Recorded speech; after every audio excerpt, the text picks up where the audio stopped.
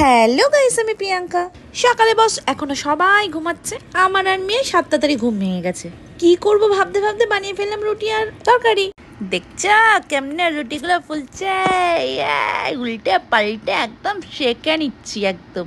ওইদিকে দেখাই, দাঁড়াও, এই দেখো বুগু লুচি বানাইছে। দেখো দেখো কেমনে রোদ্দে দিতে যাইতেছে। রোদ্দে দিলে হয়ে যাবে? হ্যাঁ, এই ছ্যাঁকা খেয়েছে বুগু, রোদ্দে ছ্যাঁকা খেলি তাহলে? আচ্ছা, এই লুচিটা দিয়েছিস, হয়ে যাবে তো রোদ্দে? হবে না, রোদ্দে দিলি তো।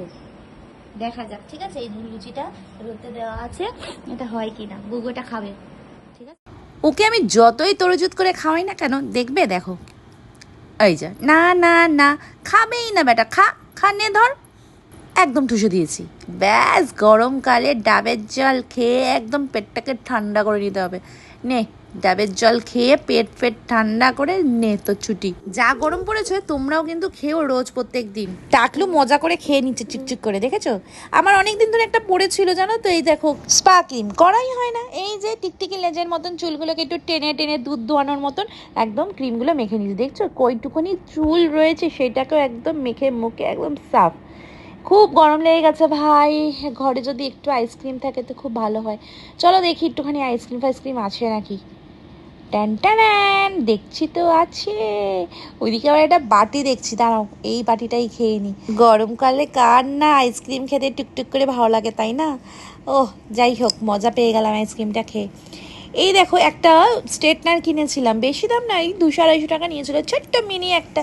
কী করতে কিনেছিলাম আমি নিজেও জানি না। তো যাই হোক, এখন এটাকে নিয়ে আমি এক্সপেরিমেন্ট করব হচ্ছে, আমি এখন চার্জে বসিয়ে দিয়েছি, সরি মানে কারেন্টে বসিয়ে দিয়েছি।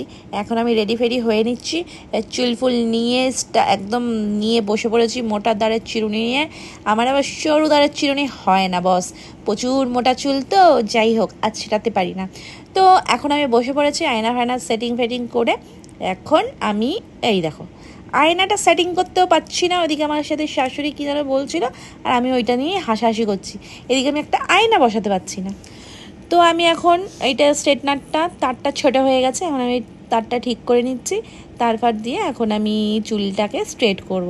দেখা যাক, এইটা দিয়ে আমি কোনোদিনই করিনি, এটা হয় কি না। তারপরে আমি তোমাদের দেখাচ্ছি কি হচ্ছে। চুলটাকে ভালো করে সেট করে নিচ্ছি। এই তো একটু চুল, 2 গাছা চুল, তার আবার স্ট্রেট। হ্যাঁ, গরম টরম হয়েছে দেখছি। এইটুখানি স্ট্রেটনার কে কেনে ভাই? কিন্তু হ্যাঁ, ধরে কিন্তু বেশ ভালোই লাগছে, কেন কি অনেক ছোট আছে স্ট্রেটনারটা, আর কোথাও নিয়ে যেতেও কমফোর্টেবল। তো যাই হোক, এই যে টানছি দেখি টেনে টেনে যদি লম্বা হয়। উরে বাবা, এ তো অনেকক্ষণ আমার টাইম লাগছে। যাই হোক, স্ট্রেটটা আলটিমেট হয়েছিল, ভালোই হয়েছিল বস। তোমরা কিন্তু ট্রাই করতে পারো, বেশি দাম না, একদম রিজনেবল প্রাইস। আমার মনে হয় 150 কি 200 এরকমই নিয়েছিল। তোমরা দেখতে পারো, মিনি স্ট্রেটনার। তো অনেকক্ষণ 3-4 বার মোটামুটি টানার পরে রেখে রেখে তারপরে হয়েছিল। তোমায় দেখাচ্ছি, দেখো কেমন ফুরফুরে ফুরফুরে হয়ে গেছিলো।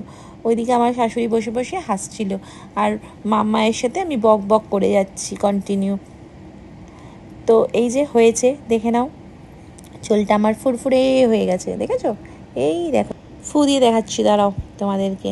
এই আবার টানছি, যতক্ষণ না ব্যাপারটা একদম ভালো হবে, সিল্কি হবে, ততক্ষণ আমি ছাড়বো না বস।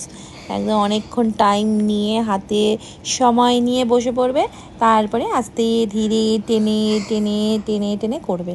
এই দেখো, ভালোই কিন্তু হয়েছিল।